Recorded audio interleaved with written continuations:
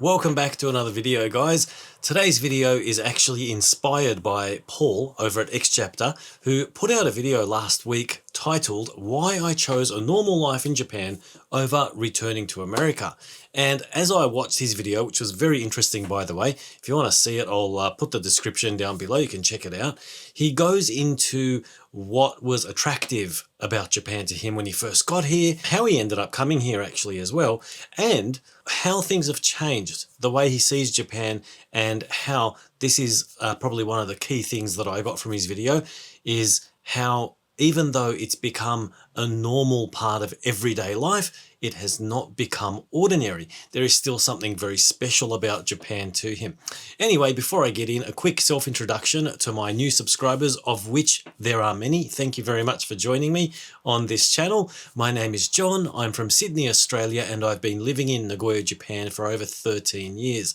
But the first time I came to Japan was around more than 25 years ago, and it was in Osaka when I came here on a working holiday visa. You can learn about how I got into learning Japanese and how I ended up there in this video over here, where I talk about all of that. Also, if you're new, you won't know that I do something called Word of the Day at the end of every video, and that's where I introduce a new Japanese word related to what I've spoken about in the video. Anyway, let's get right into today's topic. So, as I was watching Paul's video, I started thinking about my reasons and the things that went through my mind when I was in Japan for the first time, things that appealed to me, things that I felt were very fascinating, and you know, the reasons why I sort of stay here, I suppose, at the moment, because it is a pretty different country and a different culture. And as I'm sure a lot of you know, there are a lot of challenges that come with living in a very different culture like it is here in Japan. And so I have a little list here, which I'm going to refer to as I discuss this topic, because there are a lot of things that came up in my mind, and it's just a very casual video here. It's not a full-on, production. So I'll just do my best and try to address these things as coherently as I can. And if I am a bit incoherent, it's because things have been quite stressful in life, but I'll do my best and let's try to get into it. All right, so let's see. So Paul mentions in his video that he came here on a teacher exchange program, and I don't think he was intending on staying for so long, and that's the case with a lot of us. I actually do have an old story from when I was in Osaka all those years ago. I went out drinking one night and ended up in this back alley bar somewhere in the middle of Shinsaibashi in the back streets, and it would have been about 3 or 4 in the morning. And I ended up at a table with a Japanese guy and a lady who was either from New Zealand or Canada. I can't remember quite which one it was. And she was a hostess. We were having a really nice conversation, and she looked at me in the eyes and she was like, "How long have you been here?" And I said, I think it would have been about 6 months at the time. And she held me by the arm, like she grabbed my forearm like this, and she looked into my eyes and she said, "If you want to get out now, because when Japan gets its hooks into you, you won't be leaving. You'll never leave." And this is something that comes up quite a bit. I hear a lot of people talking about this phenomenon where we are sort of stuck because you fall in love with the place and it really does get its hooks into you. And the longer you stay here, the more you get used to the whole lifestyle here. And it does become a little bit difficult to leave once you get used to things. But at the same time, there's a conflict because things are so different that it'll never feel the same as back home. Okay. And if that's whether or not that's a good thing or a bad thing, that's totally up to the individual. And we all have very different experiences. Although I will say, from my own experience and by talking to others about this topic, we all do run into moments in our lives where we do wish we were back home. And I personally don't see that as a big problem. It's only natural, I think, because where you grew up and where you have friends and family, there's an anchor there, and that'll always be there for me anyway. And I think it is the case for a lot of us as well. But the longer you stay here, the more it becomes home as well. And it was about a few years ago when I first noticed that I was swaying more towards Japan in terms of where I felt home was. And home is a very interesting topic, one that I still think about quite a bit. Firstly, what is home? Where is home? Does it change? I used to say things like back home in Australia, and you'll probably catch in some of my recent episodes or past episodes on this channel where I do say something like back home. And every time I say that, I kind of stop and I pause in my head and I go, back home? What is back home? Where is home? After being here for 13 years, it feels like it changes.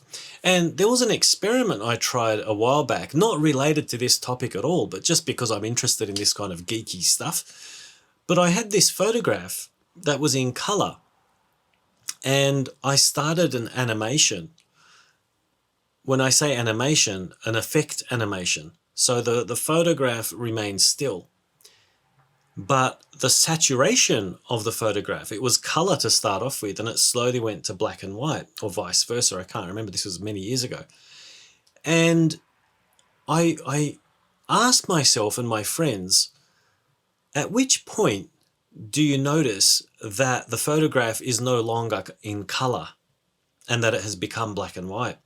And the interesting thing is, many of us don't notice until it's reached a point deep into that transition. And the other interesting part of this experiment is that the rate at which it changes is constant. All the way from 100% saturation to 0% saturation, it's constant. And so the amount of time it takes for it to go from 100% to 90% is the same amount of time that it takes to go from 90% to 80%. And for whatever reason, you don't notice the changes in the beginning. But then you reach a point and all of a sudden you're like, hey, that's black and white.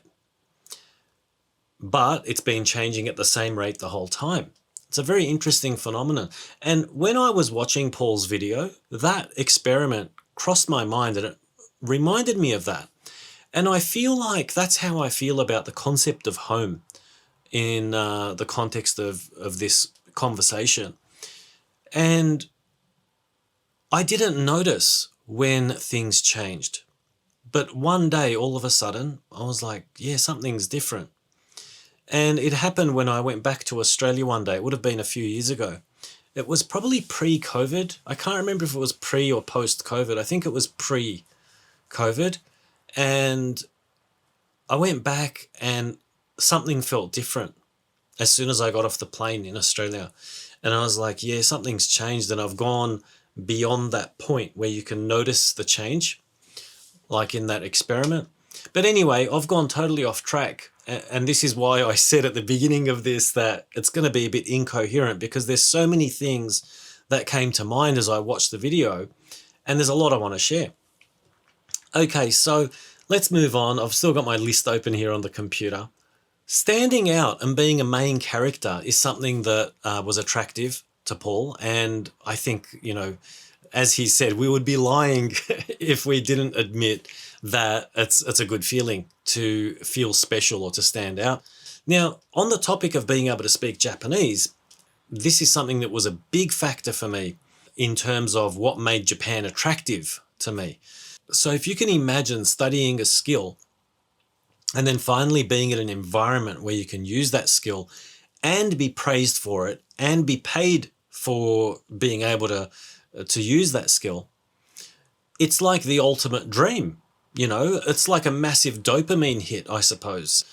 And for me, that was a big factor. I felt this huge sense of achievement when I came here and I could understand things and I could speak and I could be independent in another country. It was a big, big deal for me as an 18-year-old when I first came here all those years ago. And that really made a big difference to me in my life. And I had a lot of experiences back then that shaped my life. And, working full-time like that was probably the first time in my life I'd done so. I was working back in Australia, but only as a part-timer. And so it was a really, really interesting experience. So next up, Paul goes on to describe an anxiety dream or a dream where he's anxious. It's a recurring dream, and he's back in the States visiting friends and family, and he has to fly back to Japan the next day or later that day. Nothing is ready. He's not packed. He doesn't know where his passport is, and he's just not ready to go back. And he gets anxious that he's going to be stuck in America and not be able to return to Japan. Now, he makes a point of this, and it's very important. It's not because he doesn't like his friends and his family. It's not because he's scared of being stuck with them. But he realizes the reason. And the reason is that he has a fear of returning to the ordinary being America. Now, while he goes on to say that standing out and feeling special or recognized in Japan is something good or something that's attractive, life has evolved and developed, and we've become adults and we have careers and families and other things to worry about. That's not a big deal to us anymore. And so there is more to why we still like Japan, or why we still love this place, and why we live here. The feeling of being a tourist everywhere you go, like feeling like a tourist, no matter where you go. My most recent big trip was to Hokkaido and Aomori, and it just felt absolutely amazing. Even though it's the same country, it just feels completely fresh. There's something very special about the whole Japan experience. And yes, some of you might, criticize or comment and say that I'm romanticizing Japan, and maybe I am. But maybe there's a reason why Japan gets romanticized so much. Maybe it's because it's an amazing place. If you can't romanticize an amazing place, what can you romanticize? I think it's kind of ridiculous to criticize people who say good things about good things. Okay, I'm not irrational in my romanticization, or whatever it's called. And I think there are things that aren't perfect in Japan, and it would be stupid or silly of me to claim otherwise. But there are amazing things about Japan, and a lot of those things keep a lot of us here. Things just work. Trains come on time. Toilets are clean. I went on my most recent trip back to Australia was a few months ago. And I mean, it's embarrassing for such a developed country that's supposed to be, wealthy and whatever. Half of the public toilets are covered in poop. I mean, it's weird. It's like there's billions of dollars floating around. There's so much wealth in the country. And this is another thing that gets to me, is that there's a lot of stuff online saying bad things about Japan. They'll find a number and be like, oh, Japan's doomed. There's no kids, there's no people getting married. The GDP this, the economy this, the economy that. But you go around the place and it's like a billion times better than everywhere else in the world. You have great service, you have great trains, you have clean everything. You have clean toilets, affordable food, affordable healthcare. Everything's perfect. There, I said it. Everything's perfect. Okay? Asterisk, you can put an asterisk on that. There are things that aren't perfect, but I'm just saying, a lot of things are really good. So how important are the numbers? Some of you might argue that, okay, if the numbers aren't good, then eventually it'll fall apart. Well, we'll see. I mean, the numbers are good in other places and things have already fallen apart. So do numbers necessarily mean anything? I don't know. Whatever Japan's doing, it's doing something right, because a lot of the stuff is working okay. There are things, of course, that can be improved, and people try improving them. But the baseline is on a completely different level. Anyway, I'm veering right off. I told you it's going to be an incoherent video because I've got too many things to talk about. Now, Paul's comment about life becoming normal here, but it's never ceased to be extraordinary. That brought back a memory. That brought back something from many, many years ago. In a job a long, long time ago in a different life back in Sydney, Australia, I had this customer who would come in. He was a regular and he was a very, very smart gentleman. He was a science genius, physics, maths, something like that. And he'd come in and occasionally we'd just talk about normal stuff. G'day, how you going? What's going on? And occasionally he would just turn philosophical. And one day he brought up this topic which always stayed with me. And when I was watching Paul and when I saw him talk about something being extraordinary or special or something that makes you wonder, I remembered this guy. And one day he came in and he was very philosophical in one of his moods. And he said, John, do you know what is really important in life? Fascination, being curious and wondering about things.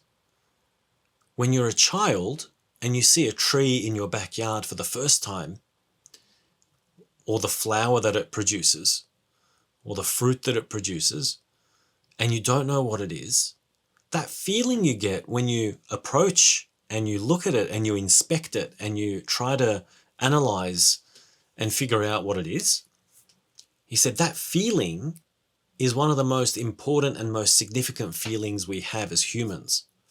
And he brought that up because of technology. If you think about all the smartphone usage, the internet usage, not as many people kind of curious about things around them in that same way. He said that's a real worry. But anyway, I don't want to talk about technology and how it's affecting that aspect of our lives. But the reason I'm bringing this up is because that curiosity and that fascination is kind of addictive. It's like a drug. And I think our brains, our DNA, is wired for that. We're curious beings, us human beings. And when you're in a country as different as Japan is, that element is always present in higher doses than it is in countries where we're from. Because we see something, if I see something in Sydney, it doesn't surprise me as much. Whereas if I'm walking down a street here in Japan, and if I've never been to that street, I'm bound to see something that'll just make me go, or it'll make all those triggers go off. And the dopamine hits start trying to figure out what it says, looking it up in an app on the phone or in a dictionary or something. Paul actually mentions that the challenge of operating in a different language is also very engaging and interesting.